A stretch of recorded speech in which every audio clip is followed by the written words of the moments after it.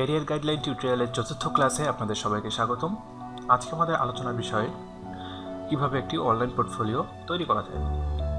আমরা আজকে দেখব যে আমাদের পোর্টফোলিও ক্রিয়েট করার জন্য আমরা অনলাইনের মাধ্যমে কিভাবে একটা শোকেস তৈরি করতে পারি, যেখানে আমাদের কাজগুলো শো করবে।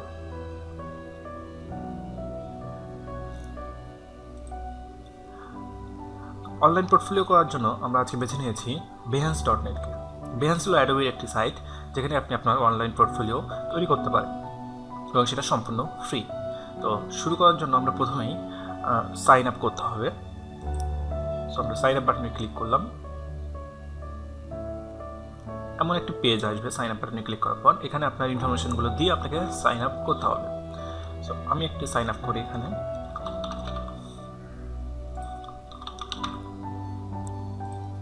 আপনার সঠিক ইমেল অ্যাড্রেসটি এখানে অবশ্যই লিখতে হবে, নাহলে এটা ভেরিফিকেশন করার একটা সিস্টেম আছে। সো সেই ইমেল অ্যাড্রেসে কিন্তু আপনার একটা ভেরিফিকেশন কোড যাবে। সো আমি এখানে একটা ডেমো ইমেল অ্যাড্রেস ইউজ করছি।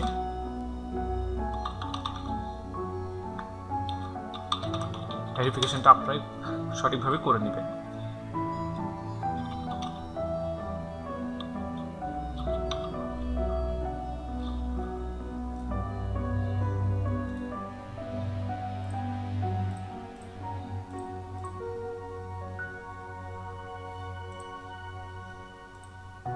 আমি এখানে এই যেটা আছে যে পয়েন্টটা, I have read and agree to the terms of use and privacy policy, এটা অবশ্যই আপনাকে ঠিক করতে হবে আর টিক মারতে হবে।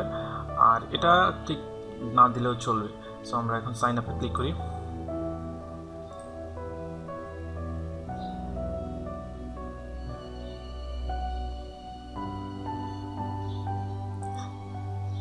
সো এখানে আসার পর আপনাকে কিছু একটা ফিল্ড চয়েস করতে হবে, যে ফিল্ডে আপনি কাজ করতে চান। আমি প্রথমেই বলেছিলাম যে আপনি একটা নির্দিষ্ট ফিল্ড চুজ করে নিতে হবে, নির্দিষ্ট পথ চুজ করে নিতে হবে। সো এখানে আমরা মনে করেন ওয়েব ইউআই ইউএক্স এবং ওয়েব ডিজাইন নিয়ে কাজ করব। সো এখানে ক্লিক করার পর দেখবেন এখানে একটু ফিল্টার করে ওই ইউআই এবং ইউএক্সের ডিজাইনারদের কাজগুলো শো করবে। সো আপনি এখানে কয়েকজনকে ফলো করতে পারেন চাইলে। মনে করেন আমি দুজনকে ফলো করলাম। এবার আপনি এখানে লেখা একটা বাটন চলে আসছে, দেখেন কন্টিনিউ টু behance। আমরা এখানে চলে গেলাম। এবার আপনাকে এখানে বলা হচ্ছে যে আপনার একটা ইউজার নেম চুজ করেন। সো আপনাকে অবশ্যই একটা ইউজার নেম চুজ করতে হবে, যেটা আপনার পোর্টফোলিও লিঙ্ক হিসেবে তৈরি হবে। তো behance.net/ আপনার ইউজার নেম। সো এটা দেওয়ার পর আপনি যখনই কোনো পোর্টফোলিও কাউকে দেখাতে যাবেন আপনার পোর্টফোলিওটা, তখন আপনি জাস্ট এই লিঙ্কটা দিলেই আপনার পোর্টফোলিওর প্রোফাইলে চলে যাবে। সো আমরা এখানে একটা লিঙ্ক দিতে পারি, জাস্ট ডেমো। এটা আসলে ডিলিট করে দেওয়া হবে অ্যাকাউন্টটা।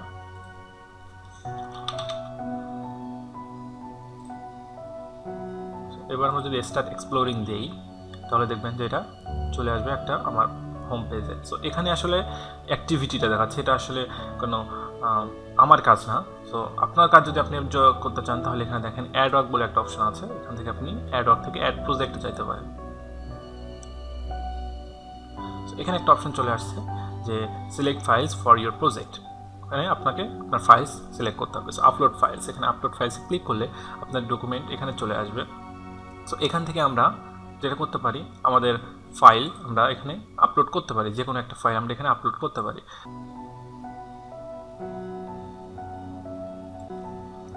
সো আমরা একটা ফাইল নিলাম।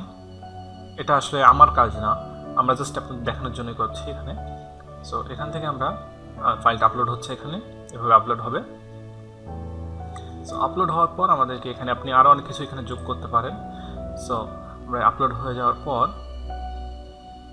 এবার আমরা কন্টিনিউতে ক্লিক করতে পারি, বা এখানে আপনি নাম দিয়ে দিতে পারেন প্রজেক্টের।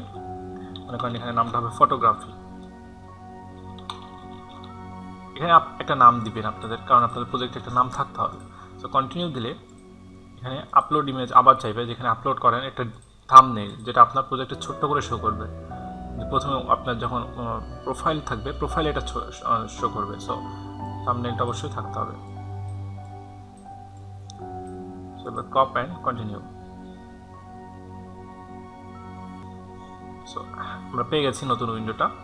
সো আমাদের প্রথম দুইটা স্টেপ শেষ, কন্টেন্ট এবং কভার। এবার সেটিংসটা আমরা চলে এসেছি। সো ক্রিয়েটিভ ফিল্ডস, এখানে আসলে কোন ফিল্ডে আপনি আসলে কাজটা নিয়েছেন সেটা দেখাতে হবে। সো আমরা মনে করেন ফটোগ্রাফি সিলেক্ট করে দিলাম, দিয়ে ডান দিয়ে দিলাম। তো এবার আপনি যেটা করতে পারেন প্রজেক্ট ট্যাগস, এটা খুবই গুরুত্বপূর্ণ একটা বিষয়, কারণ প্রজেক্ট ট্যাগসের মাধ্যমে যখন Behance কোনো ক্লায়েন্ট এসে কার সার্চ দেবে, যে ফটোগ্রাফি নিয়ে সার্চ দিল, যে কাদের ভালো ভালো ফটোগ্রাফি আছে একটু দেখি, তখন কিন্তু আপনার এটাই গুরুত্বপূর্ণ, এই ট্যাগের মাধ্যমে সার্চের রেজাল্টে আপনার কাজটা শো করবে। তো সঠিক ট্যাগটা দেওয়া খুবই গুরুত্বপূর্ণ। সো আমরা মনে করেন এখানে দিলাম ফটোগ্রাফি, আচ্ছা ফটোগ্রাফি, আচ্ছা এটা অলরেডি একটা ট্যাগ রয়ে গেছে, এটা এই জন্য এখানে নিচ্ছি না। সো ফটো আমরা নিতে পারি ফটো, সো আমরা ফটো, ডিজিটাল ফটো, অবশ্যই একটা করে লিখবেন এবং কমা প্রেস করবেন বোর্ডে, তাহলে এটা একটা একটা ট্যাগ নিতে থাকবে। সো মনে করেন আমরা 2টা ট্যাগ দিলাম। সো এবার আমরা যেটা করতে পারি, সো আমরা এবার এখানে একটা ডিসক্রিপশন লিখতে পারি, this is my demo photography. So this is my demo photography, just এটা ডেমো, কারণ এটা আমার কাজ না, এখানে আমি তো আমার কাজ দিইনি।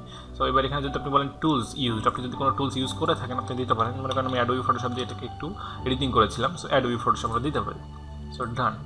সো এখানে আপনি কোন টুলস ইউজ করেছেন, এখানে আরও কিছু আছে যে আপনি যদি ক্রেডিট দিতে চান, যে আর কারোকে ক্রেডিট দিতে চান, কোনার থাকতে পারে, এখানে আরও অনেক কিছু ইনফরমেশন থাকতে পারে, কপিরাইটেড ইনফরমেশনগুলো থাকতে পারে, সবগুলো আপনি দিতে পারেন।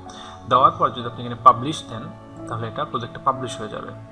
সো এখানে একটা ইনফরমেশন হয়তো চলে আসবে,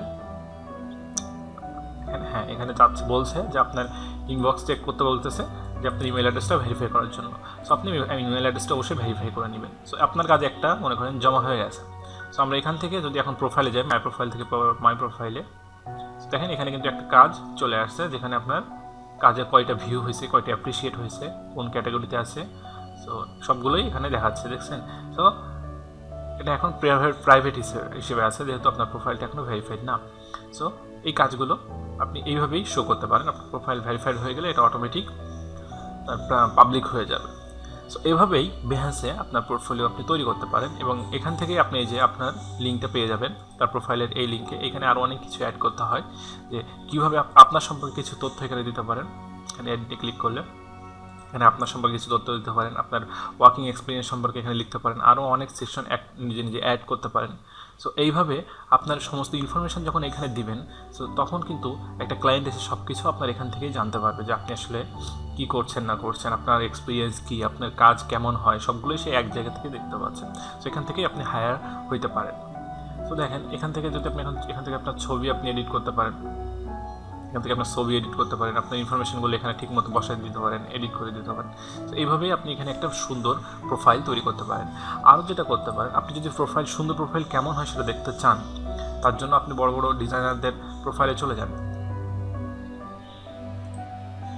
তাদের প্রোফাইলে গেলেই আপনি আরও ভালোভাবে দেখতে পাবেন।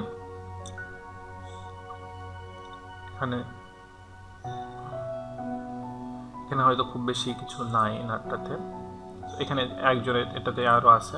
সো এই যে ফুল রিজিউমি, বা এটাতে আরও কয়েকটা আছে, আরও কয়েক কিছু ডেভেলপার বা আরও কিছু ডিজাইনার তাদের প্রোফাইলে আরও বেশি কিছু দেওয়া আছে। সো এইভাবে আপনি একটা আইডিয়া পেয়ে যাবেন যে কীভাবে আপনার পোর্টফোলিওটা সুন্দরভাবে বিল্ড করতে হবে, বা কী কী লিখতে হবে, কী ধরনের লিখতে হবে। কারোটা কপি করবেন না, চেষ্টা করবেন নিজে একটা ইউনিক বানানোর, অন্যগুলো দেখে।